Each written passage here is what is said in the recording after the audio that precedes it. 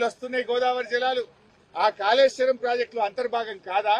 కేసీఆర్ కట్టించినటువంటి అన్నపూర్ణ, రంగనాయక సాగర్, మల్లన్న సాగర్, కొండపోచమ్మ సాగర్ ఇవన్నీ కాళేశ్వరంలో అంతర్భాగం కాదా? ఇవాళ అన్నపూర్ణలో 3 టీఎంసీలు ఉన్నాయి, రంగనాయక సాగర్ లో 3 టీఎంసీలు ఉన్నాయి, మల్లన్న సాగర్ లో 21 టీఎంసీలు నింపుకున్నాం, కొండపోచమ్మలో 10 టీఎంసీల నీళ్లు నింపుకున్నామంటే ఇది కాళేశ్వరం ప్రాజెక్టు. నిజంగా చాలా చాలా సంతోషంగా ఉంది. కాంగ్రెస్ పార్టీ నాయకులు కొంతమంది ఇప్పటికీ దుష్ప్రచారం చేస్తున్నారు. కాంగ్రెస్ దంతా డైవర్షన్ పాలిటిక్స్, మాదేమో రైతులకు నీళ్లు ఇవ్వాలనేటువంటి తపన.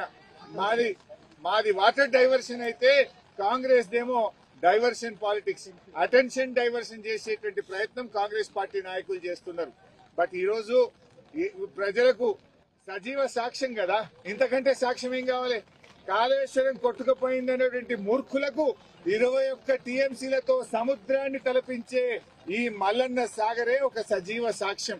ఇంతకంటే ఇంకొక సాక్ష్యం ఉండదు. ఇప్పటికైనా కాంగ్రెస్ నాయకులు మీరు కూడా వచ్చి ఇంత పసుపు కుంకుమ వేసి కొబ్బరికాయ కొడితే మీ పాపాలు తొలగిపోతాయి. ఆనాడు ప్రాజెక్టు కట్టేటప్పుడు అడ్డం పడ్డారు, కోర్టులలో కేసులు వేసిండ్రు, కనీసం ఇలా సంతోషాన్ని పంచుకుందామని వస్తే ఇవాళ కూడా కాంగ్రెస్ పార్టీ నాయకులు డైవర్షన్ టాక్టిక్స్ చేస్తా ఉన్నారు.